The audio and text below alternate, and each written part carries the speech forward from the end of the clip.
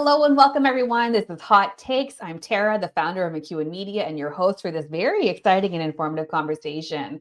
For the last couple of weeks, I've been talking to a lot of business owners about my media training program that's beginning in January. So it's called Launch It Loud. And the interesting thing is a lot of businesses understand media exposure is good to grow your business, right? It gets you in front of a large audience. You can attract more customers, all the usual excuses. So that's where I tend to concentrate my marketing and sales pitch. But I had a couple of people ask me last week that if they don't need media to attract more business, do they still need media? And as soon as I heard that, I thought, oh my goodness, that is like the best motivation to want to be featured in media, because if you don't need it for business and you are just offering your specialized knowledge for the greater good and the greater public understanding, that's actually what traditional media was created for. It actually is supposed to be a space of just sharing information, sharing specialized knowledge, and helping us all understand this human experiment we're all engaging in. And I honestly think in the next 4 years, having qualified media sources delivering useful, valuable, factual information is going to become that much more important and vital for society. So that's why I'm so excited to have this conversation with my guest today. She is a fellow former producer.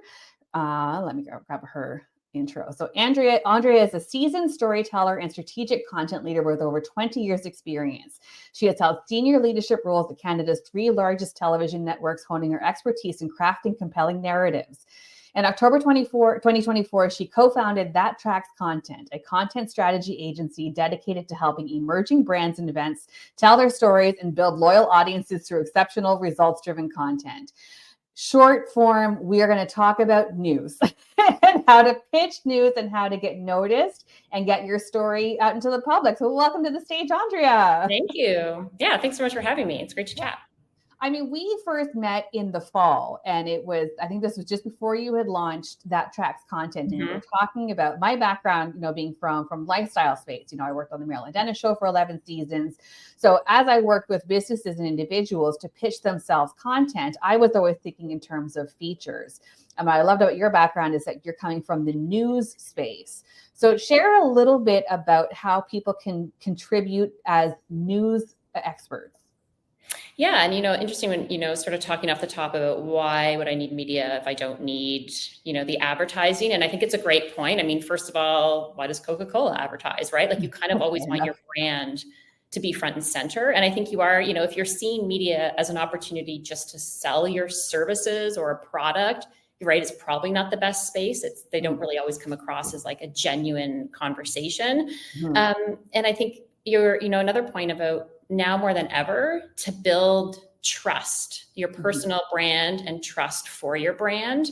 And, I'm thinking like if you're like a mortgage broker and someone is searching for a mortgage broker and your name pops up, you might have your company website. But then if there's also an interview you did with Global News, or there's a CBC online article where you were talking about housing prices, like that automatically builds trust with your brand, authenticity. Like it really, you can't buy that kind of coverage, literally, right? Like that's someone coming to you because you're a trusted source, you have something to say. And then also like, if you're like, no, I don't want to do it, it's too early, it's too this, it's too that. Well, then if not you, who, right? And if you do feel like you're that person that has the expertise, the knowledge to really give an informed opinion, then I think you do have, a duty to be able to express it and share it, because it's only through people sharing their knowledge that the conversations are going to keep going. So absolutely. And I think, trust has come up so much in your response. And I think trust is everything for a business, even if you're not a service provider where trust is inherent in the client relationship, but just trust that, my business actually exists. There are a lot of bad actors who, especially in the digital space, you click a link, you buy something. Unless you've done that extra due diligence to prove that they are in fact a legitimate business, it actually is on the consumer. The onus is on the consumer to do this extra work. But I think where a lot of the businesses that I've worked with, where they get a little bit tripped up, is moving into this, well, what information am I sharing now to be a media expert? I always talk about like, it's the expertise, it's your specialized knowledge, which so many businesses have a ton of it, but they only ever lead with, this is my sales speak, this is, the features and benefits, this is my client avatar. So when it comes to producers, when they're looking for news sources, let's get a little bit granular. What are they looking for in people that they're bringing in to share their commentary? I mean, I think they're looking for, an expert, but like you could be the smartest person. You could be the best mortgage broker, have the most clients, be the most successful, but also do you have something to say, right? And to kind of challenge yourself to not just be the smartest person on a topic or the best seller of something, but really understand your space and have something to say, because it's, it kind of seems, well, of course you have something to say, but if you were really trying to really zero in on a conversation and be able to have a conversation. So you kind of need three things. You need to be someone who is really informed, smart, knowledgeable in an area. You have to have a point of view. You have to have something to say beyond just your brand's talking points. And then you have to be able to have a conversation about it. And I think, that last part, especially, is something that makes people scared to share. What if I sound stupid? What if I don't sound? But like, your brand. Like right now, even today, I was like, I know news. I know a newsroom. I have to trust myself that I know enough about it to have an organic conversation with somebody. And I might almost surprise myself, right? Like I know the first time we talked, I was sort of sharing insights just to have a conversation. And I left that being like, wow, like I really almost surprised myself with just how much you innately know from something you do every single day. So I think just trust yourself and don't be afraid. You don't have to have a dramatic opinion about something, but just really think about, what do I know and how can I translate that into a conversation? Because at the end of the day, that's whether a reporter's on your doorstep or you're invited to be a guest on a newscast, people just want to be able to have a conversation, learn something. I'd never thought of it that way before. So I think just the value in making sure, and again, building that trust by producing content. Like, how do people find you, right? They find you because they read a really interesting op-ed you wrote. Absolutely. Or you have really great Instagram videos, or you're talking on TikTok, or your LinkedIn page is really prominent, right? That's how, by creating regular content, journalists are going to find you and give you that opportunity for that platform. Yeah. There are a couple things that I want to unpack, because when we met in the fall, I'm like, oh, this was me a couple of years ago. There is actual, like when you start to step into a spotlight and start sharing, well, I actually know about this thing. Yeah. When it is something that you're doing every day, like I just know this because it's part of my job. It's really hard to then see that as specialized knowledge. So even just acknowledging that what I bring to the table every single day has value beyond my own brain, like that is actually an actual journey that people go through. And to me, honestly, it's the best part. It's my favorite part about the coaching program that I teach, is watching people really like have that awareness of, oh, I actually do have something interesting to say. Because you're right. It's not about being the richest. It's not being the most successful. It's just about having a point of view, bringing it to the surface, and then sharing it with others and driving forward the conversation. I want to talk more about too, LinkedIn, because I think when people come to me and they're like, well, what social media platform should I be on? I'm like, whatever you're most comfortable with. Yep. LinkedIn, though, I think is the most favorable in terms of setting up to just get in the practice of being in conversation with people, offering commentary, because I think, acknowledging your specialized knowledge is one thing. Getting in the practice and habit of using that to drive forward a bigger conversation, that's the next phase. So is that also where, when you were a producer, is that where you were looking for people? Yeah. And, probably when I was a Chase producer, I don't think LinkedIn was necessarily the platform it is now, but I think it's really been eye-opening. LinkedIn's one of those things where sometimes you see it like, well, if I'm not looking for a job, I'm not on LinkedIn. But now I've kind of really immersed myself in it. And I think it is a great place. And I know kind of the thought leader term is, everyone's like, okay, a thought leader. But what being a thought leader to me means is really just kind of not being afraid to speak out or speak about the world and the expertise that you have. And LinkedIn is a really good place for that, because you can kind of just come in, you can have a longer piece, you can share a thought, and it's just almost like a continuous stream instead of like sharing a photo though on like an Instagram. You're just sharing information. And I think what's also really interesting in just, coming from a newsroom where obviously a lot of the rules and regulations about where news can be posted now, it really limits people, and people are pivoting to LinkedIn because they can share news articles, they can share ideas, and it really is not just a place where you go to, find out who's hiring. It is a place to share ideas, informed. You've got a really engaged audience. Like, I think it's just, a great platform. And so now, if I'm assigning chase producers, or if I'm looking for a source on a story, it is like definitely a go-to place to see what people are talking about. Absolutely. And that's the other thing, when you're a producer, like, you're getting a story day of, right?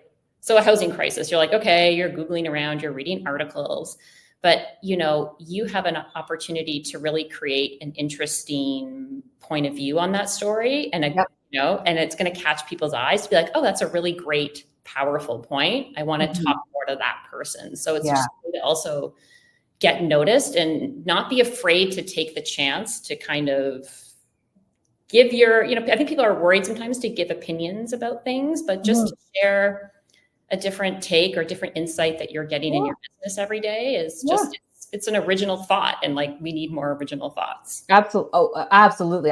You're speaking my language, because I think, as a journalist and as a producer, your story is only as good as the experts that you bring in. So you do actually need to have a variety of opinions. If you just have the same, super media trained talk points, that's where I'm like, I'm even playing around with like, am I a media trainer? Or am I a media coach? Because I clearly allow hand talking and I don't count to me, it is about the free expression of what you have to share so that you are driving the conversation forward. I want to talk to you a little bit because I've been out of the network space for a couple of years now. You were most recently in it, and you touched on the meta ban and just where traditional news is able to be present. So how has that influenced some of the editorial decisions that these news outlets are making? Because, now they're not sharing on Facebook and Instagram. So has that influenced the content that they're looking for? Well, I think, you kind of have to trust that your audience, that people that want to consume news are still going to find those news outlets, right? Like, so, whether it's an Apple News app, right, where you still have access to all sorts of things from the comfort of your phone, and, really being able to drive people to your website or have podcasts. And, it makes it, I think before people could it was a kind of one-stop shopping. They could go on Facebook, they could get the updates from their friends and see a really important story. And, it was really, if you're in Ontario and you lived, in cottage country this weekend, it was just, a crazy situation that happened. You have like wildfires or snowstorms. Like, you really do miss that medium to connect with people instantly where they are, to tell them something big is happening, tell them not to leave their house, that kind of thing. So it was hard almost to feel like you just couldn't tell people as quickly as you wanted to be front and center where they are, instead of they have to kind of go looking for you. So it's a really tricky time. And I don't know what the path forward will look like, but from newsrooms and even on the branded content side, like, it's a challenge for sure. Yeah. I mean, all I can offer is, I always try to guess what the audience is thinking and doing based on my own consumer behavior. So you're absolutely right. Like, having easy access to news in your feed, that's been removed from us. But now I'm just intentionally looking for these trusted sources. Like, if my favorite thing right now is to buy like the Globe and Mail and sit down and read the Globe and Mail on a Saturday. I seek out, I watch CBC National because I know that they're going to have, an extensive investigation of something. So I'm seeking out these news sources just because I, as a consumer, I need this stuff, right? I need this information to help me better understand the world at large. And I think other consumers are going to follow suit. And I think from a business perspective too, you want to be reaching people who are engaged and motivated and seeking out that information, as opposed to people who are looking at it passively. So I think in a roundabout way, this meta ban, I think, is sharpening people's need for reliable contextual information. And if you find yourself in those spaces, you are now engaged with someone who is invested in what they're looking for, as opposed to someone who's scrolling past and, maybe they'll stop at like a rug cleaning video. Yeah, exactly. Yeah. Exactly. So what, in terms of, when people are going to position themselves, so we talked about LinkedIn, what are some other ways that they can position themselves to get their ideas across to the newsroom? I think, we have this thing, business partner and I, like, be the solution. So, try to like anticipate a producer or reporter's problem and then try to think how you can kind of fit in and help navigate it. I think sometimes the art of building contacts is gone, right? There used to be a time when people picked up the phone, there was more communication, but like do some research in your space. If you're a business person or if you're in politics, like who are the leading voices? Who are your local reporters? Who are your national reporters? Like try to, start connecting with people, connect with them on LinkedIn, right? And then when you do post something, they'll see your story. So I think, trying to tailor the people that are out there with your pitches and then, just continue to create your content. They're never going to be able to find you as a source if you're not someone who's sharing content and ideas, right? That's kind of the perfect way to marry them. And, just as kind of we talked about, before about just how busy newsrooms and producers are these days. So if you're someone that they connect with, not just are you available, but I am available. And actually, I think this is a really interesting angle on the story. Yes. And you're like, oh my God, that's amazing. And you're like, here are some interesting talking points. Or, I have, some new housing stats, like maybe you could use this for a graph or, a graphic, like what can you bring to the table? It's not just a matter of them finding you, but when you do connect, just try to be as valuable and as mindful as you can to make it a really smooth process and an informative process. Because the best thing, if you're doing an interview, is to be that person, if the next time a mortgage story breaks, someone's like, does anyone know anyone? And you're like, I know someone, right? You want to reach out to Tara because we had a great experience. She was available. She was polite. She was on time. She offered great insight. She really brought something to the conversation. So you kind of, if you get that break, you want to make sure you're making the most of it and leaving the best impression. So you get, called back. And I will say too, establishing connections with media, with journalists, I should say, and producers is a lot easier than people realize. When I first started coaching people on how to pitch themselves to media, I'm like, there's no networking events. You're not going to go to a gala and rub elbows the same way that you would in business. But because journalists are always looking for sources, they're open. You can cold email them with an idea, and now that's the beginning of your conversation. Like I've been out of the network space for almost 4 years now, and I feel like I'm always updating my media list. Like I feel like the last year it's been like every 2 months, but it just means that I'm always making fresh contacts with new ideas. The idea and the story and what you can contribute to the story will get you success every single time. I will say that is a learned skill that both you and I are offering. So I'm going to share in the chat. Hopefully this works. Oh, darn. Come on. All this. Sorry, I'm trying to use this platform. I should have tested this earlier. Sorry, I apologize. I tried to share Andrea's link in the chats. I'll do in the replay, but that tracks content. So that is the business that you've launched to help businesses cross this bridge, understand, what their specialized knowledge is and how to take into the media. So tell us a little bit more about how people can work with you. Yeah. So, me and my business partner, Ingrid Bakewell, like we've both been in TV for, I won't even say how long, a long time. Our specialty is really as executive producers, working and launching shows and, sort of taking that expertise directly to brands. So it's sort of making sure your content tracks really, aligns with your brand, that it's the right kind of content, that it's getting seen by the right people, right? So it's not just, you could be like, I'm creating all sorts of content, but I'm not getting the audience I'm looking for. I'm not becoming the thought leader I want to. Well, let's really kind of re-examine the content you're doing and maybe come up with a plan that's going to get that for you. Working directly with brands on that, and almost also doing the same thing kind of for conferences, working with brands to give them a premier sponsor, a live show from a conference floor. Like that's our specialty, right? Live shows, road shows. So being people's executive producers, which I love. That's I really love this. exciting. I love this, and I love that you're concentrating on brands. I tend to concentrate on the individual, so the people who are looking to build their personal brand.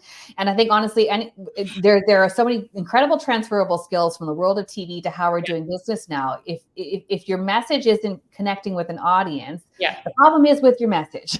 Yeah. You need to Totally. take a look at what you're selling and what audience is generally across the board. They're not looking for ads. They're looking for information, and they're looking for human connection. So how can you create that?